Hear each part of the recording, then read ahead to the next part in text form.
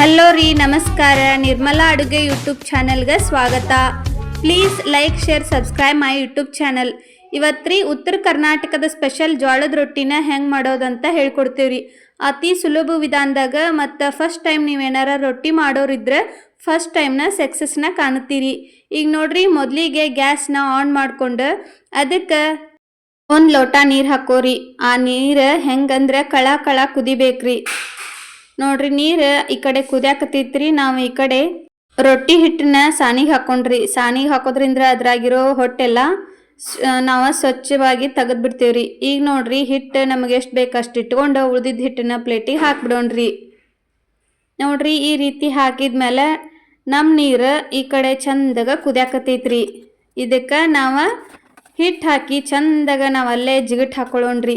ಸ್ವಲ್ಪ ಹಿಟ್ಟು ಜಾಸ್ತಿ ಹಾಕ್ರಿ ನೀರಿನಕ್ಕಿಂತ, ಯಾಕಂದ್ರೆ ಯಾವುದೇ ಗಂಟು ಆಗೋದಿಲ್ರಿ. ಈಗ ನೋಡ್ರಿ, ನಾವು ಜಿಗಟ್ ಹಾಕ್ಕೊಂಡಿವ್ರಿ. ಈಗ ಈ ಒಣ ಹಿಟ್ಟಿಗೆ ನೀರು ಹಾಕ್ಲಂಗೆ ಚಂದಾಗ ಒಣ ಹಿಟ್ಟು ಜಿಗುಟು ಸೇರಿ ಮೊದಲು ಚೆನ್ನಾಗಿ ನಾದ್ರಿ.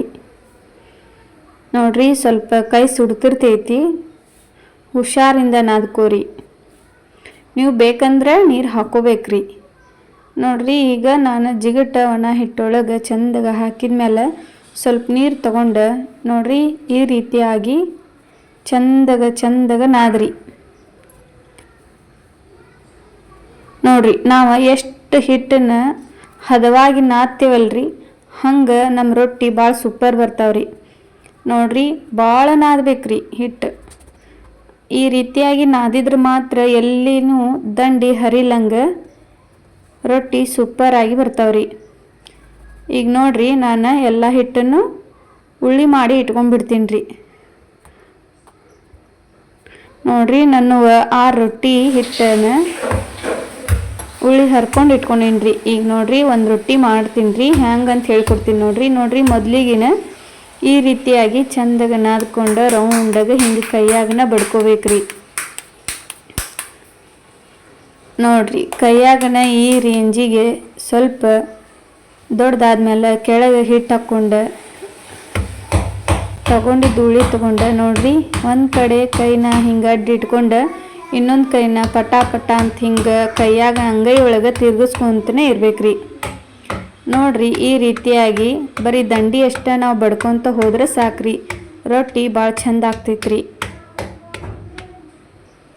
ನಿಮ್ಗೆ ರೊಟ್ಟಿ ಬಡಿಯೋಕ್ಕಾಗಲಿಲ್ಲ ಅಂದರೆ ನಾನು ನಿಮ್ಗೆ ಲಟ್ಟಿಸೋದನ್ನು ಹೇಳ್ಕೊಡ್ತೀನಿ ರೀ. ನೋಡ್ರಿ, ಈಗ ಹೆಂಚು ಕಾದಿದ್ದ ಹೆಂಚಿಗೆ ನಾವು ಬಡ್ದಿರೋ ರೊಟ್ಟಿ ಹಾಕಿ ನೋಡ್ರಿ, ತಣ್ಣೀರು ತಗೊಂಡ ಅರ್ಬಿ ಒಳಗೆ ಈ ರೀತಿ ಚಂದಾಗ ರೊಟ್ಟಿಗೆ ನೀರು ಹಚ್ಬೇಕ್ರಿ. ನೋಡ್ರಿ, ಹಿಂಗೆ ರೊಟ್ಟಿಗೆ ನೀರು ಹಚ್ಚೋದ್ರಿಂದ ಚಂದಾಗ ಬೇಯ್ತಾವ್ರಿ ರೊಟ್ಟಿ.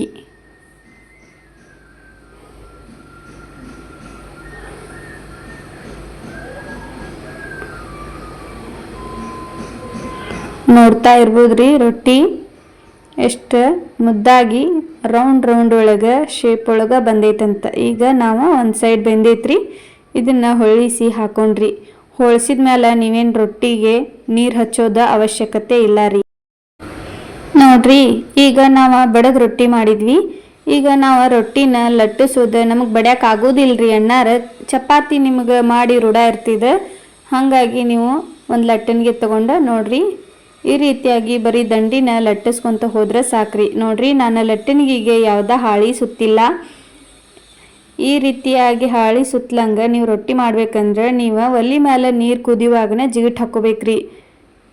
ಇಲ್ಲ ಅಂದರೆ ನೀವು ರೊಟ್ಟಿ ಹಿಟ್ಟಿಗೆ ಕೆಳಗಡೆ ಜಿಗಿಟ್ ಹಾಕ್ಕೊಂಡಿದ್ರೆ ರೊಟ್ಟಿ ದಂಡಿ ಹರಿತಾ ನೋಡ್ರಿ. ಈಗ ನೋಡ್ರಿ, ನಾವು ಲಟ್ಟಿಸಿದ ರೊಟ್ಟಿನ ಮತ್ತೆ ತೆವಿ ಮೇಲೆ ಹಾಕಿ ಚಂದಾಗ ನೀರು ಹಚ್ಚಿ ರೊಟ್ಟಿ ಮಾಡತ್ತೀವ್ರಿ. ನೋಡ್ತಿರ್ಬೋದ್ರಿ ನಮ್ಮ ರೊಟ್ಟಿ ಹೆಂಗಾಗ್ಯಾವಂತ ನಿಮಗೆ ಗೊತ್ತಾಗತೈತ್ರಿ.